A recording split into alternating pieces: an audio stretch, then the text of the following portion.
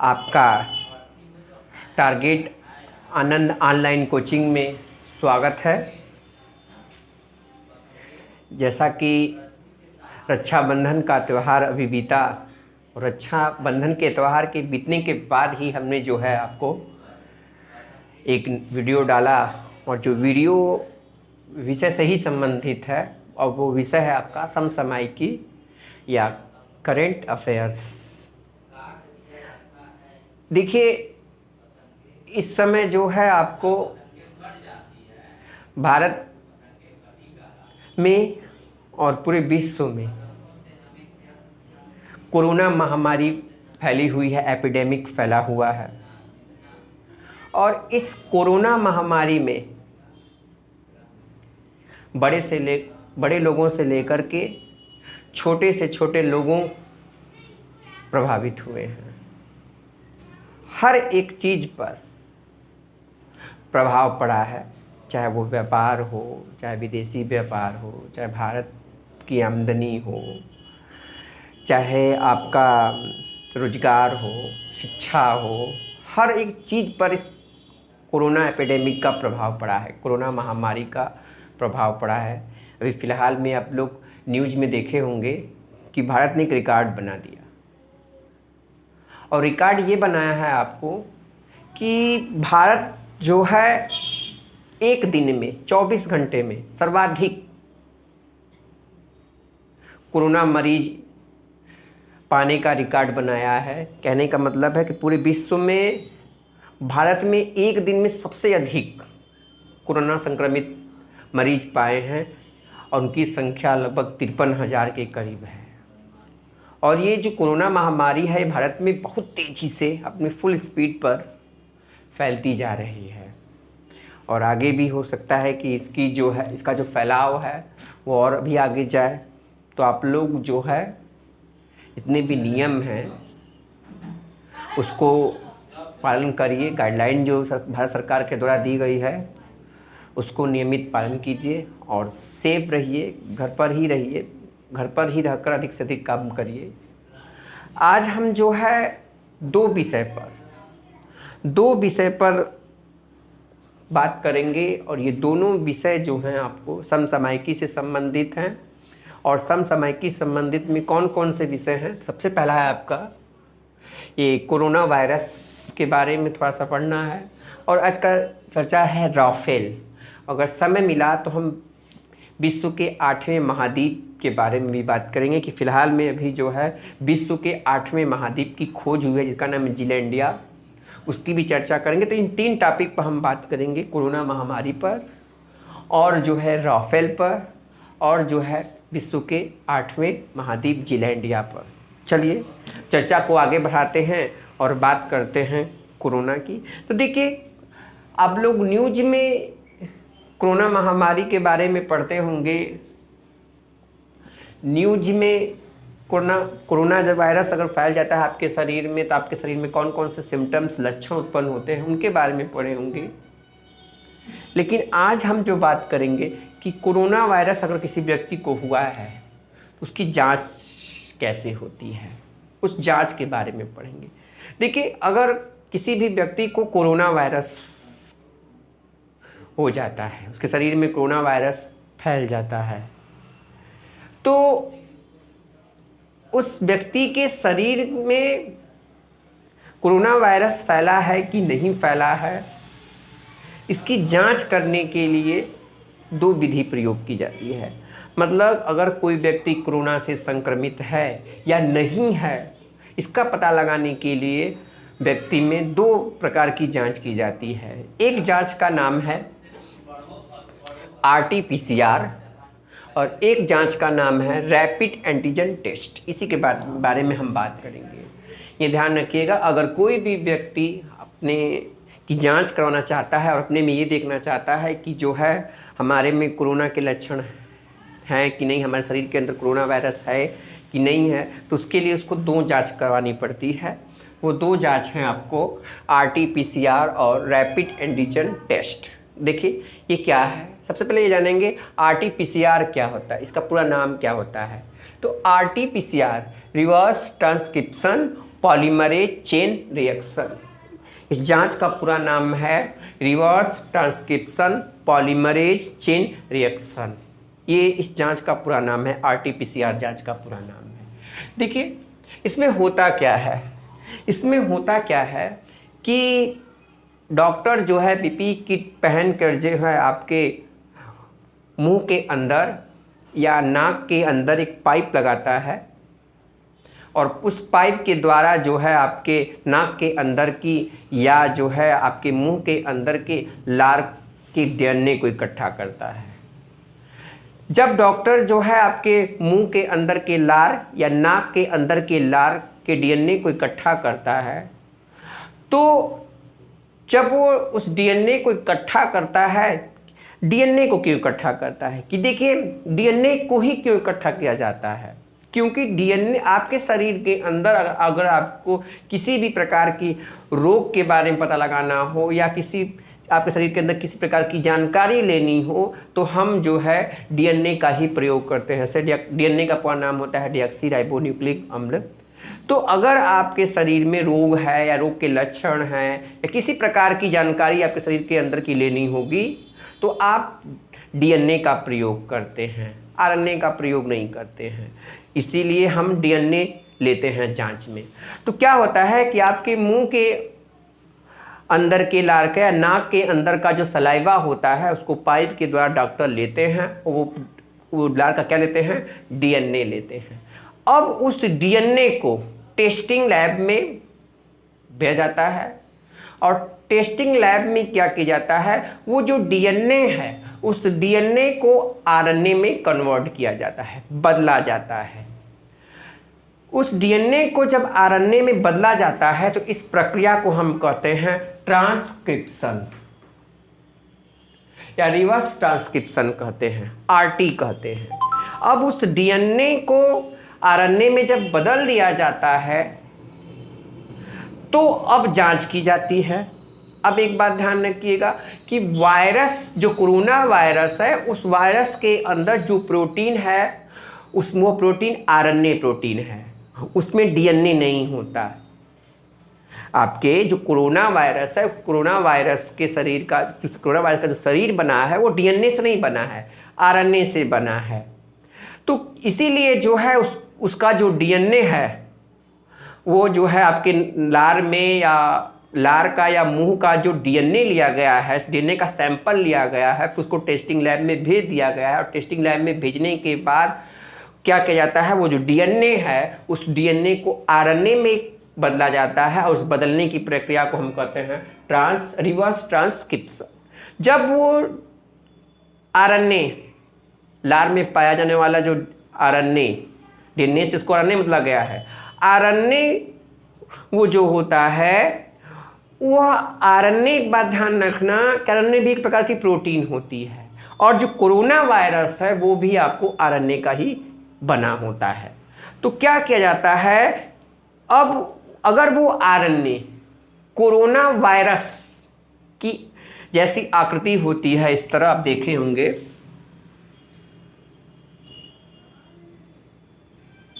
इस तरह इसके अंदर RNA होता है, ये भी सब RNA है।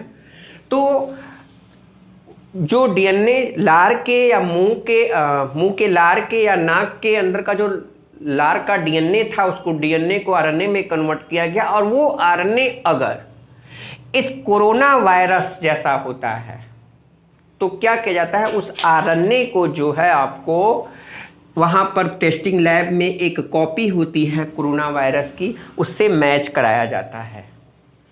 जो सैंपल लिया गया है, सैंपल लिया गया है, सैंपल को DNA से RNA में कन्वर्ट किया है, अगर वो RNA जो है आपको कोरोना वायरस के RNA जैसा होता है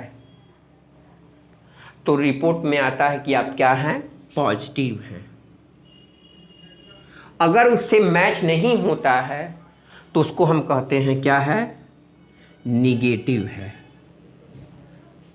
तो इससे ये जांच होती है। इसको फिर से देख लीजिए संक्षिप्त में। कहने का मतलब है कि जो डॉक्टर हैं डॉक्टर आपके नाक के अंदर पाइप लगा करके या मुंह के अंदर पाइप लगा करके आपके नाक के अंदर का लार या मुंह के अंदर का लार का डीएनए लेते हैं। वो सैंपल, डीएनए का सैंपल टेस्टिंग लैब में जाता है और वो टेस्टिंग लैब में जब जाता है तो उसको रिवर्स ट्रांसक्रिप्शन प्रक्रिया के द्वारा डीएनए से आरएनए में बदला जाता है। अब वो जो आरएनए बदला है वह उस आरएनए का जो है आपको कोरोना वायरस के आरएनए से मैच कराया जाता है और जब मैच कर देता है तो क्या होता है, पाया जाता है कि व्यक्ति क्या है, पॉजिटिव। अगर नहीं पाया जाता है तो उसको हम क्या कहते हैं, निगेटिव। वो कोरोना वायरस से निगेटिव है। ये बात होती है। आरटीपीसीआर टेस्ट आपका यही टेस्ट है। लेकिन इसमें एक बात ये है आपको कि जो है आरटीपीसीआर जांच में 2 से 8 दिन का समय लगता है, बहुत समय लगता है। कहीं कहीं आप देखेंगे लापरवाही के कारण जो है 15-15, 20-20 दिन का भी समय लग जाता है, जिससे कोरोना का संक्रमण आपको फैल सकता है। तो इस जांच आरटीपीसीआर जांच की रिपोर्ट आने में आपको लगभग 2 से 8 दिन का समय लगता है और 2 से 8 दिन के बाद आपको ये रिपोर्ट आती है आरटीपीसीआर जांच के द्वारा कि आप पॉजिटिव हैं कि निगेटिव हैं, जिससे कोरोना का संक्रमण फैल चुका होता है। ये भी टेस्ट हो रहा है आपको। तो इसमें एक हानि यह है कि इसकी जांच, इस आरटीपीसीआर की जो जांच होती है उसकी रिपोर्ट आने में अधिक समय लगता है, इसलिए थोड़ा सा ये जो है आपको थोड़ा सा आपको दिक्कत वाला समस्या उत्पन्न करता है, दिक्कत करता है, ये समय लगाता है ज़्यादा। फिर उसके बाद आपका है ये रैपिड एंटीजन टेस्ट। दिल्ली में इस टेस्ट की शुरुआत हुई थी, बहुत ही तेज़ी से ये टेस्ट हुआ, आजकल भी हो रहे हैं ये टेस्ट। रैपिड एंटीजन टेस्ट, ये क्या होता है, रैपिड माने जल्दी, एंटीजन टेस्ट मतलब आपके शरीर के अंदर जो एंटीजन है, antibody test, rapid antibody test. ये क्या होता है, इसको देखिए। अगर आपके शरीर यदि आप कोरोना से संक्रमित हैं तो उसकी जांच के लिए एक और विधि होती है, रैपिड एंटीबॉडी टेस्ट। इसमें क्या होता है, देखिए आपके शरीर के अंदर जो रक्त होता है उस रक्त में 2 प्रोटीन होते हैं, एक होता है एंटीजन और एक होता है एंटीबॉडी। इसमें से जो एंटीबॉडी प्रोटीन होता है वो आपके शरीर में जो अगर रोग हो गया तो उसको लड़ने का काम करता है, मतलब रोगों से लड़ने का काम जो करता है वो करता है एंटीबॉडीज। तो इसमें इस प्रक्रिया में रैपिड एंटीबॉडी टेस्ट में होता क्या है कि आपके शरीर के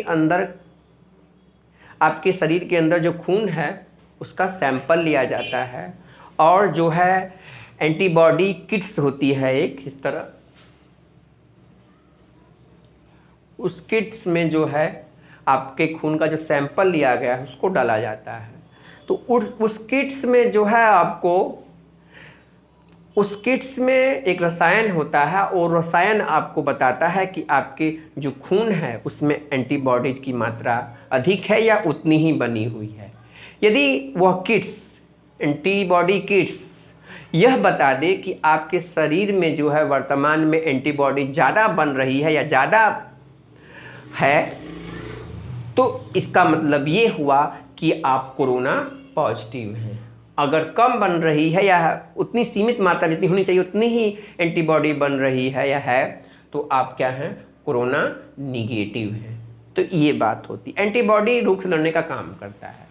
तो ये क्या होता है, इसका जो टेस्ट होता है वो 1 से 1.5 घंटे में आ जाता है। 1 से 1.5 घंटे में ये जांच रैपिड एंटीबॉडी टेस्ट क्या करता है, आपको ये बता देता है कि आप पॉजिटिव हैं कि निगेटिव हैं। तो ये 2 जांच वर्तमान में इंडिया में और विश्व में चल रही है, एक आरटीपीसीआर और एक रैपिड एंटीबॉडीज टेस्ट। इसमें आपको अधिक समय लगता है, 8 दिन का समय लगता है। इसमें 1 या 1.5 घंटे में आपको ये बता देगा कि आप कोरोना पॉजिटिव हैं कि निगेटिव हैं। कैसे जांच करता है हमने आपको ये प्रोसेस आपको बताया। चलिए अब टेस्ट के बाद हम आते हैं कि भाई सबको बहुत बेताबी से, उत्सुकता से यह इंतज़ार है कि कोरोना की वैक्सीन कब आएगी। कोरोना की वैक्सीन कब आएगी, कोरोना की वैक्सीन कब तक आ जाएगी, इसकी दवा कब तक हम लोग इस कोरोना वायरस महामारी से छुटकारा पाएंगे। तो वर्तमान में पूरे विश्व में 160 वर्तमान में पूरे विश्व में 160 देशों में कोरोना वैक्सीन की दवा, कोरोना वैक्सीन बनाने का जो है रिसर्च चल रहा है। लेकिन इस रिसर्च में जो सबसे अधिक आगे जो दवा हैं, दवा कंपनियां हैं, उनमें 6 कंपनियां या 6 दवाएं जो है सबसे आगे चल रही हैं। 6 दवाएं सबसे पहले आ जाएंगी कोरोना वैक्सीन की। ये कोरोना वैक्सीन आ जाएगी, 6 कोरोना वैक्सीन सबसे पहले आ जाएंगी। मतलब कहने का मतलब है कि आपको 6 वर्तमान में ऐसा है कि कोरोना की वैक्सीन 6 ऐसा कोरोना वैक्सीन है जो जल्द से जल्द आ जाएगी पूरे विश्व में और आपको प्रदान मिल जाएगी। इसमें से 6 में से भी 3 सबसे पहले कोरोना वैक्सीन आएंगी। और वो 3 कोरोना वैक्सीन सबसे पहले कौन आएंगी, इसके बारे में हम चर्चा करेंगे। देखिए, सबसे पहले अगर कोरोना वैक्सीन आएगी, कोरोना की वैक्सीन आएगी तो आएगी अमेरिका में एक विश्वविद्यालय है जिसका नाम है ऑक्सफोर्ड विश्वविद्यालय। वह विश्वविद्यालय और एक कंपनी है अमेरिका की, मॉडर्ना कंपनी। इस कंपनी के द्वारा जो है कोरोना वैक्सीन पर रिसर्च किया गया और रिसर्च करने के बाद कोरोना वैक्सीन बनाने का ट्रायल शुरू हुआ। अभी ट्रायल क्या होता है, देखिए, अगर कोई भी दवा बनती है तो उसको साल भर लगता ही लगता है, साल भर से अधिक भी समय लग सकता है। तो क्या हुआ है कि जो है आपकी ऑक्सफोर्ड और मॉडर्ना कंपनी जो ने जो है कोरोना वैक्सीन पर रिसर्च किया और रिसर्च करने के बाद इन्होंने 16 मार्च को ही कोरोना वैक्सीन बनाने की जो प्रक्रिया होती है उसको शुरू कर दिया। देखिए, कोरोना वैक्सीन बनाने की प्रक्रिया 3 चरणों में होती है, प्रथम चरण, द्वितीय चरण और तृतीय चरण। प्रथम चरण में वो जो वैक्सीन बनी है उसको जानवरों को दिया जाता है और देखा जाता है कि जानवरों में वो ठीक है कि नहीं है। फिर उसके बाद 100 लोग या कुछ कम लोगों पर वो कोरोना वैक्सीन आपको इंजेक्ट की जाती है। फिर उसके बाद जो है आपको 1000 की संख्या में, 1000 से अधिक संख्या में जो है वो कोरोना वैक्सीन दी जाती है और देखा जाता है कि कैसा प्रभाव है। फिर उसकी देखा जाता है उसमें कि कितना मात्रा में देना चाहिए, कितना देना चाहिए, उसका क्या प्रभाव है। तो इन 3 चरणों में उसको कहते हैं क्लिनिकल ट्रायल। तो कोरोना वैक्सीन बनाने के लिए 3 चरण होते हैं, 3 क्लिनिकल ट्रायल होते हैं। वही प्रथम चरण, द्वितीय चरण और तृतीय चरण, यही होता है आपको। तो क्या हुआ है कि ऑक्सफोर्ड और मॉडर्ना कंपनी ने जो है 16 मार्च को, जब हम लोग के यहाँ लॉकडाउन लगने ही वाला था, तभी 16 मार्च को जो है इस पर अपना पहला क्लिनिकल ट्रायल प्रारंभ कर दिया। जानवरों को ये दवा दी गई और उस पर फिर उसके बाद उसको देखा गया कि उस पर सफलता पाई गई। फिर उसको कम लोगों पर प्रयोग किया गया और वर्तमान में जो है इसको 1000 से अधिक संख्या में इस वैक्सीन को दिया जा रहा है और देखा जा रहा है कि इस वैक्सीन का क्या प्रभाव है। तो इस वैक्सीन का नाम क्या है, देखिए, जो ऑक्सफोर्ड विश्वविद्यालय और मॉडर्ना कंपनी के द्वारा बनाई गई जो वैक्सीन है, उस वैक्सीन का नाम क्या है, mRNA 1273। ये वैक्सीन अमेरिका की है और सबसे पहले ये वैक्सीन आपको उपलब्ध हो जाएगी। ऐसा माना जा रहा है कि जनवरी में या दिसंबर में ये वैक्सीन आ जाएगी। सबसे पहले वैक्सीन यही आएगी, mRNA 1273 अमेरिका की ये वैक्सीन है। ऑक्सफोर्ड विश्वविद्यालय और मॉडर्ना कंपनी ने इसको बनाया है। हाँ, ये वैक्सीन कुछ अलग तरीके की है। अलग तरीके कहने का मतलब ये है कि जितनी भी वैक्सीन बनाई जाती हैं वो निष्क्रिय विषाणु के द्वारा बनाई जाती हैं। ये निष्क्रिय विषाणु जो है आपके शरीर के अंदर प्रवेश किया जाता है वैक्सीन के द्वारा और वो क्या करता है, कोरोना वायरस को निष्क्रिय कर देता है। तो जितनी भी वैक्सीन बनाई जाती हैं वो आपको निष्क्रिय विषाणु के द्वारा बनाई जाती हैं और निष्क्रिय विषाणु की जो बनी वैक्सीन है वो कोरोना वायरस या किसी भी वायरस के प्रभाव को कम कर देता है। तो ये जो वैक्सीन है उस तरह नहीं बनाई गई है, ये वैक्सीन कुछ दूसरे तरीके से बनाई गई है। ये mRNA पर बेस ये वैक्सीन है, अनुवांशिक पदार्थ पर के द्वारा ये वैक्सीन बनाई गई है। अभी तक इसकी वैक्सीन बनाने का भी इसको वो भी नहीं मिला है, लाइसेंस भी नहीं मिला है। देखिए क्या होता है। नई तरीके की प्रकार के वैक्सीन है, जो परंपरागत तरीके से वैक्सीन बनाई जाती है उस तरीके से ये वैक्सीन नहीं बनाई गई, अनुवांशिक पदार्थ से ये वैक्सीन बनाई गई है। ऑक्सफोर्ड विश्वविद्यालय मॉडर्ना कंपनी की तरह बनाई गई वैक्सीन mRNA 1273। अगर हम बात करें और भी एक अमेरिका में वैक्सीन है तो सबकी चर्चा नहीं करेंगे। फिर उसकी रूस का एक विश्वविद्यालय है, सैचिनो विश्वविद्यालय, उसने एक वैक्सीन बनाई है जिसका नाम है गैम कोविड वैक्लियो वैक्सीन। अब यह वैक्सीन रूस ने बना ली है। उसने कहा कि जल्द ही इस वैक्सीन को हम लॉन्च करने वाले हैं, यहाँ तक कि ये अगस्त लास्ट तक ये वैक्सीन हो सके पूरे विश्व में लॉन्च कर दी जाए। लेकिन इस दावे को जो है WHO नहीं मान रहा है कि अरे कैसे इतनी जल्दी दवा बन गई, ये वैक्सीन बन गई। तो ये भी है, मगर रूस ये दावा कर रहा है कि जो है रूस की सैचिनो विश्वविद्यालय ने ये दावा किया है कि हमने ये गैम कोविड वैक्लियो वैक्सीन बना ली है और अगस्त तक जो है या जल्द से जल्द ही हम इस वैक्सीन को लॉन्च करेंगे। जल्द से जल्द वैक्सीन ये आपको उपलब्ध हो जाएगी। लेकिन ICMR जो है या WHO इसको मानने को तैयार नहीं है इस वैक्सीन को।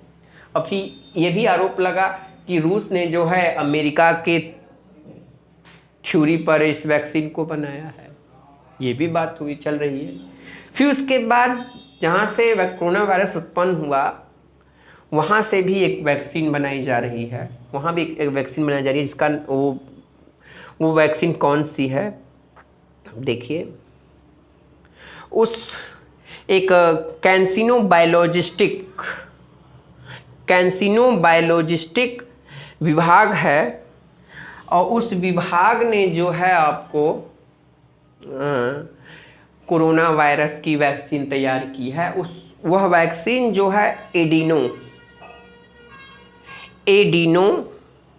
वायरस से बनाई गई है और उस वायरस से बनाई गई जो वैक्सीन का नाम है ADS-NCON, ये वैक्सीन है। तो चाइना की कैंसिनो बायोलॉजिस्टिक विभाग के द्वारा जो है एडिनो वायरस एक प्रकार का होता है जो नाक में या मुंह में पाया जाता है, उस निष्क्रिय वायरस के द्वारा जो है एक वैक्सीन बनाई है जिसका नाम है ADS-NCON वैक्सीन। ये भी आपको जनवरी या फरवरी में आपको लॉन्च की जा सकती है, ऐसा दावा चल रहा है। तो हमने 3 जो सबसे पहले कोरोना की वैक्सीन आ सकती हैं उसके बारे में हमने चर्चा की। सबसे पहला वैक्सीन है आपको mRNA 1273 ये वैक्सीन बहुत जल्दी आ सकती है आपको। फिर रूस की एक वैक्सीन है, तो दावा करने की आई जाएगी अगस्त में, वो वैक्सीन है आपको गैम कोविड वैक्लियो वैक्सीन। रूस की ये वैक्सीन है, सैचिनो विश्वविद्यालय द्वारा बनाई गई है। और चीन की एक वैक्सीन है ADS-NCON वैक्सीन, आपको कैंसिनो बायोलॉजिस्टिक विभाग के द्वारा ये बनाई गई है ये वैक्सीन। अच्छा, एक बात यहाँ पर ये है कि इन सभी वैक्सीन में सबसे जो पहले वैक्सीन आएगी वो ये वाली आएगी mRNA 1273। ये माना जाता है चीन, वो रूस का दावा अभी WHO के द्वारा प्रमाणित नहीं, तो उसके बारे में हम कुछ कह ही नहीं सकते। अच्छा, ये इतनी वैक्सीन आपको याद रखनी है, ये आपको पेपर में आपको हो सकता है कि पूछ सकता है। ये इतनी दवाएं आपको आ सकती हैं। अगर भारत भी किसी से पीछे नहीं है, बायोटेक कंपनी ने भी एक दवा बनाई है कोरोना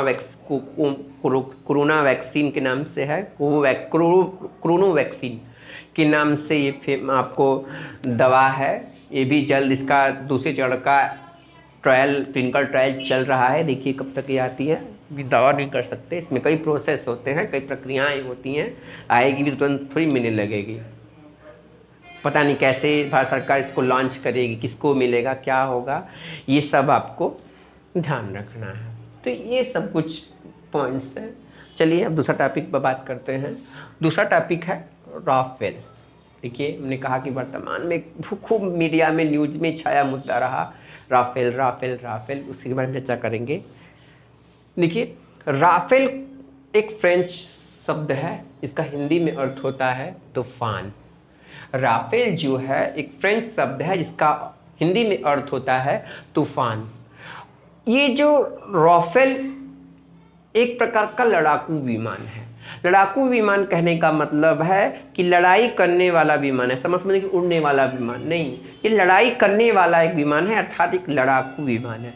और ये जो राफेल विमान है ये 4.5 जनरेशन का विमान है। देखिए, जैसे पहली पीढ़ी, दूसरी पीढ़ी, तीसरी पीढ़ी होते हैं, आप लोग डाटा यूज में करते होंगे, generation first, generation second generation, उसी तरह हथियारों की भी जनरेशन होती है। ये पहले जनरेशन का है, ये दूसरे जनरेशन का है, तीसरे जनरेशन का है, चौथे जनरेशन का है, ये पाँचवें जनरेशन का है।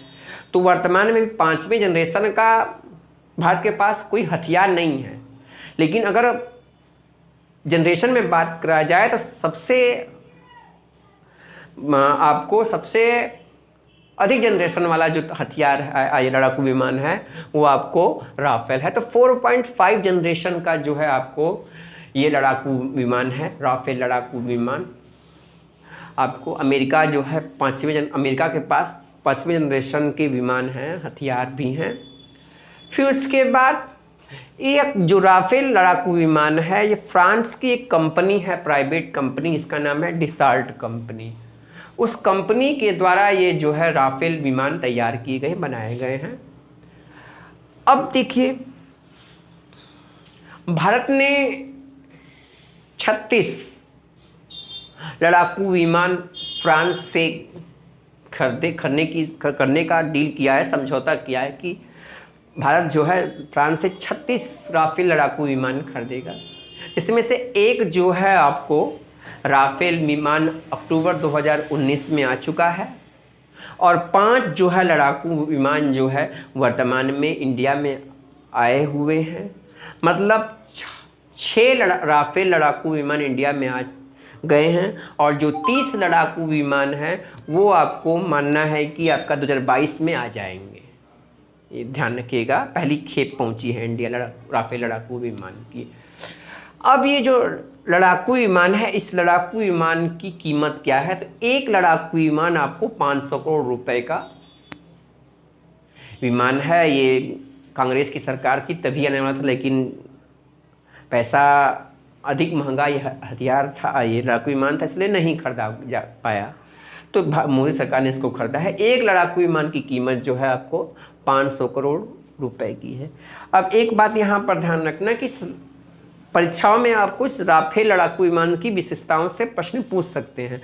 तो राफेल लड़ाकू विमान की क्या क्या विशेषताएं हैं? देखिए, सबसे पहली विशेषता है ये है कि ये आपको राफेल लड़ाकू विमान सुपरसोनिक विमान है। सुपरसोनिक मतलब क्या होता है? सुपरसोनिक विमान का मतलब होता है कि ऐसा विमान जिसकी गति ध्वनि की गति से भी क्या हो, तेज हो, उसे हम कहते हैं सुपरसोनिक विमान। तो ये जो लड़ाकू विमान है सुपरसोनिक विमान है, इसकी जो गति है आपको ध्वनि की गति से भी ज़्यादा है। फिर इसके बाद सेकेंड इसकी विशेषता ये है कि इसका वजन 10 टन है। इस लड़ाकू का विमान का वजन 10 टन है। लेकिन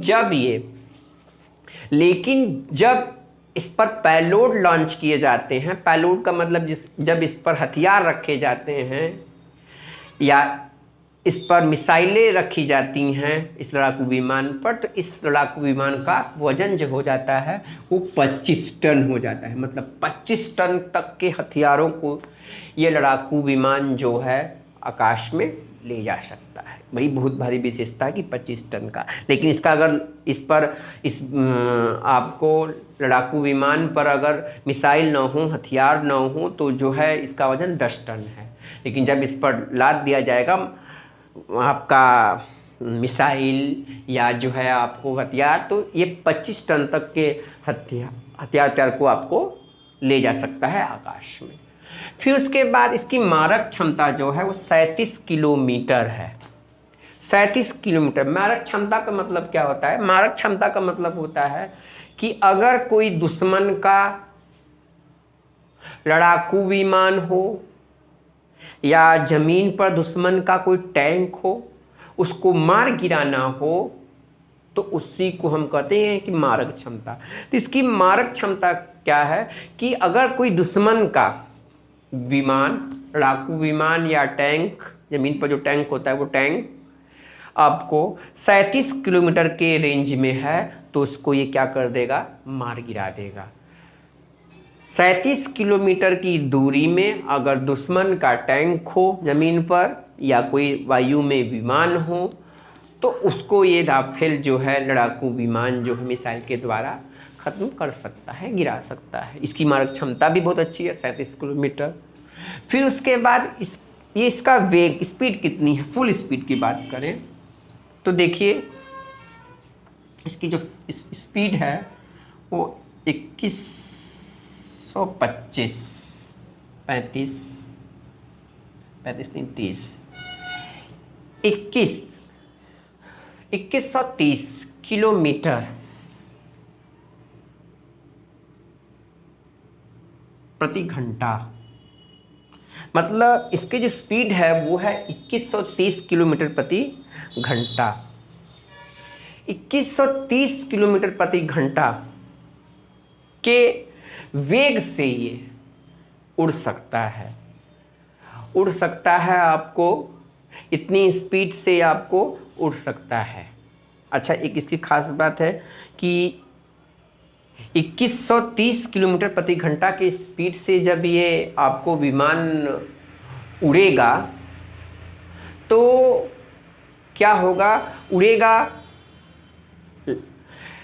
तो बहुत तेज से ये उड़ेगा। 2130 किलोमीटर प्रति घंटा कम नहीं हुई, उतनी स्पीड से उड़ेगा। जब उड़ेगा तो इसकी विशेषता यह है कि उतनी स्पीड से ये जाएगा भी और उतनी स्पीड से वापस भी आएगा। कहने का मतलब ये है आपको कि अगर मान लीजिए यहाँ पर कोई दुश्मन का टैंक है और यहाँ पर जो है आप, यहाँ पर हमको क्या करना है? टैंक है तो ठीक है, ये क्या करेगा? अब हमको मान लीजिए इस टैंक को मार गिराना है। मार गिराना है तो अब क्या करेगा? यहाँ से ये लैंडिंग करेगा ये राफेल विमान इतनी स्पीड से, और जा करके जहाँ से इसको मारना होगा वहाँ से ये आप उतनी ही स्पीड से वापस यहाँ पर अपनी निश्चित जगह पर ये आ जाएगा। तो इसकी विशेषता यह है कि जितनी स्पीड से ये उड़ेगा अपने लक्ष्य पर और उतनी ही स्पीड से अपने लक्ष्य पर वापस आ भी जाएगा। इसकी ये विशेषता है। ये 60,000 फीट ऊंचाई के ऊपर तक उड़ सकता है। इसकी मैक्सिमम ये जो राफेल है ये 60,000 फीट ऊपर तक जो है आपको ऊपर तक उड़ सकता है, और उड़ करके जो है वायु से वायु या वायु से जमीन पर किसी भी दुश्मन के टैंक या विमान को ध्वस्त कर सकता है।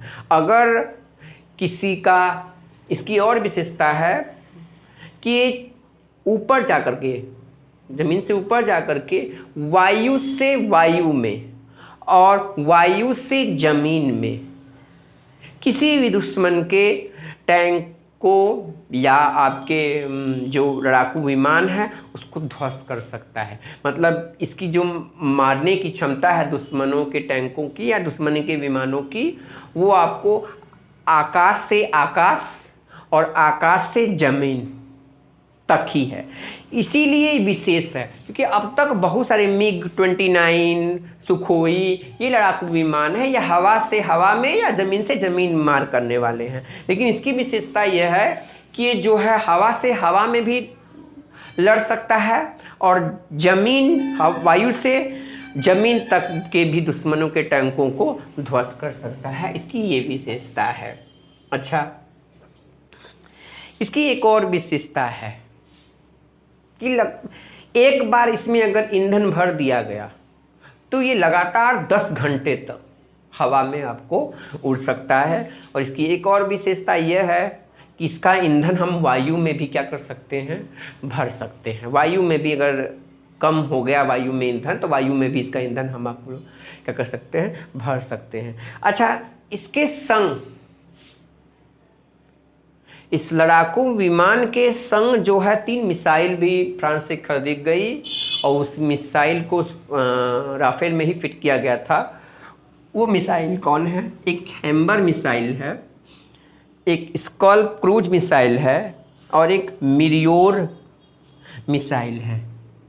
ये 3 मिसाइल राफेल आपको ले जा आकाश में उड़ करके लड़ सकता है। हैम्बर मिसाइल, स्कल्प क्रूज मिसाइल और मिरियोर जो है मिसाइल, इसको ढोने का काम या इसको आकाश में लड़ाई के ले जाने का काम ये आपका राफेल करेगा। ये तीनों जो है मिसाइल, हैम्बर और स्कल्प और मिरियोर, ये तीनों मिसाइल फ्रांस से ही खरीदी गई हैं।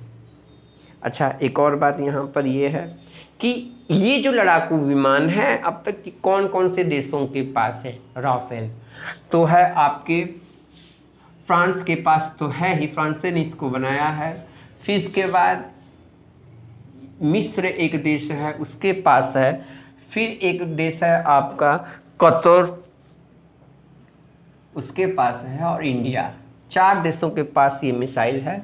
आपको एक है फ्रांस के पास, एक है आपको मिस्र के पास और एक है आपको कतर के पास और इंडिया। 4 देशों के पास ये आपको क्या है, आपको मिसाइल है, अरे सॉरी, ये राफेल आपका विमान है। बहुत खतरनाक राफेल विमान हो गया। इस राफेल विमान से जो है आपको, राफेल विमान से जो है आपको चाइना, पाकिस्तान बहुत घबरा गया है। इस पर राजनीति भी हुई थी इस डील के लिए। वो घबरा गया कि यदि इंडिया के पास तो राफेल जैसा विमान आ गया, बहुत शक्तिशाली ये राफेल विमान है, इसलिए काफ़ी इसकी चर्चा हुई। यहीं तक हम इस चर्चा को समाप्त करते हैं। और आपने जो है ये 2 टॉपिक पढ़े, एक कोरोना वायरस के टेस्ट के बारे में, उसकी वैक्सीन के बारे में, और एक राफेल के बारे में। राफेल की विशेषताओं को अच्छी तरह जाना होगा। अब कभी समय मिलेगा या वर्ल्ड ज्योग्राफी वाले भाग में ही हम आपको जो है जीएलैंड जो महाद्वीप है, 8वां महाद्वीप जो खोजा गया है, उसके बारे में हम चर्चा कर देंगे आपको। हाँ, आप अधिक से अधिक समय तक मोबाइल के द्वारा या किताब के द्वारा, किसी माध्यम के द्वारा पढ़िए और तैयार रहिए परीक्षा के लिए। ऐसा नहीं कि परीक्षा आएगी तभी हम तैयारी करेंगे, परीक्षा से पहले भी तैयारी की जाती है। तो परीक्षा से पहले भी आप लोग तैयारी कीजिए। आप युद्ध लड़ने गए,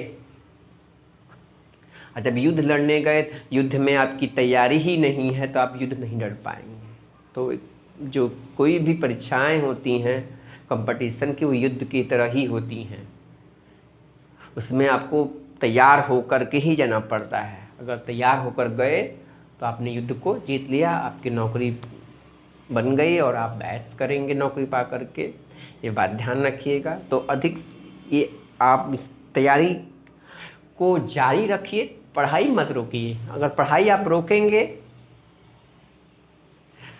तो क्या हो जाएगा, बाद में आपको पढ़ने का मन नहीं करेगा। ये बात ध्यान रखिएगा। जैसे ही आपने पढ़ाई छोड़ी, पढ़ना छोड़ दिया, वैसे ही आपको पढ़ने का मन ही नहीं करेगा। ये छोड़िए, पढ़ेंगे क्या। और यदि आप पढ़ाई जारी रखते हैं लगातार, तो जो है आपका पढ़ने में भी मन लगा रहेगा।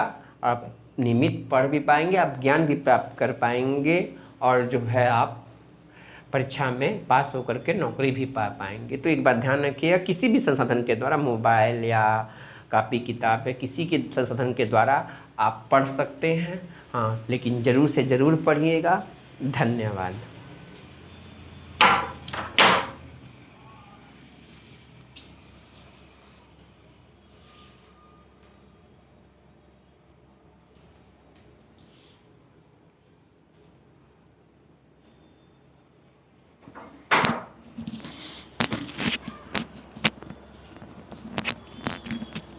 वेट करता हूँ।